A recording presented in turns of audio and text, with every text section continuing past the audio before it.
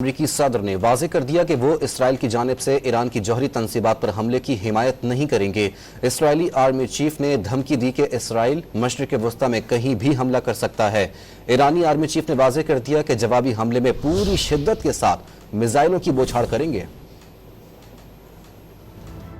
امریکہ نے اسرائیل کو ایرانی جوہری تنصیبات پر حملے سے باز رہنے کا مشورہ دے دیا۔ امریکی صدر جو بائیڈن نے صحافیوں سے گفتگو میں واضح کر دیا کہ وہ اسرائیل کی جانب سے ایران کی جوہری تنصیبات پر حملے کی حمایت نہیں کریں گے۔ جو بائیڈن کا کہنا تھا کہ ایران پر مزید پابندیاں عائد کی جائیں گی، وہ جلد ہی اس حوالے سے اسرائیلی وزیر اعظم بنیامین نیتن یاہو سے بات کریں گے۔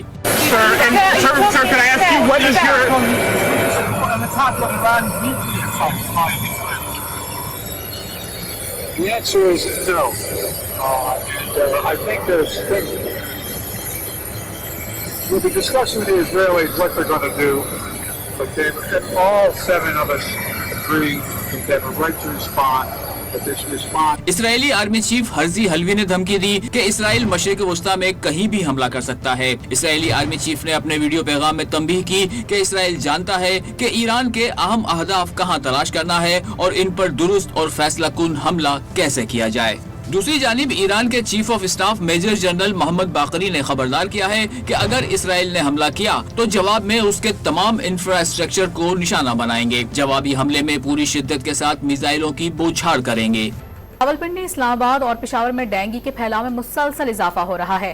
راولپنڈی میں اب تک 8 افراد مرض سے جان کی بازی ہار چکے ہیں، جبکہ اسلام آباد میں ڈینگی سے متاثرہ مریضوں کی تعداد 1400 تک جا پہنچی ہے۔ ڈان نیوز کی نمائندہ رخسانہ خان اس وقت district health officer doctor Zaeem Zia کے ساتھ موجود ہیں، ان سے مزید جانتے ہیں۔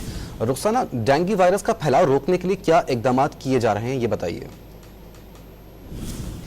جی بالکل، ملک کے دیگر شہروں کی طرح وفاقی دارالحکومت اسلام آباد میں بھی ڈینگی کے مریضوں میں مسلسل اضافہ ہو رہا ہے۔ گزشتہ 24 گھنٹوں کے دوران آباد میں ڈینگی کے 77 مریض رپورٹ ہو چکے ہیں، اور اس وقت جو ہے اسلام آباد میں ڈینگی سے متاثرہ مریضوں کی مجموعی تعداد 1404 ہو گئی ہے۔ اس وقت ڈسٹرکٹ ہیلتھ آفیسر ہمارے ساتھ موجود ہے، مزید ان سے جانیں گے۔ اچھا سر، بتائیے گا ڈینگی کیوں اتنا زیادہ پھیل رہا ہے اور آپ کی جانب سے کیا اقدامات کیے جا رہے ہیں؟ شہریوں کو کیا احتیاطی تدابیر اختیار کرنی چاہیے؟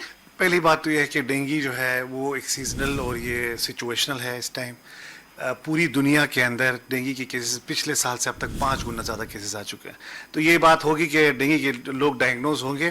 سب سے اچھی بات یہ ہوتی ہے کہ لوگ ڈائگنوز ہوں اور وہ رپورٹ ہو سکیں، کیونکہ جب آپ کو پتہ ہے کہ ڈینگی کے کیسز آ رہے ہیں تو اس کی بروقت ٹریٹمنٹ جو ہے وہ لوگوں کی جان بچاتی ہے۔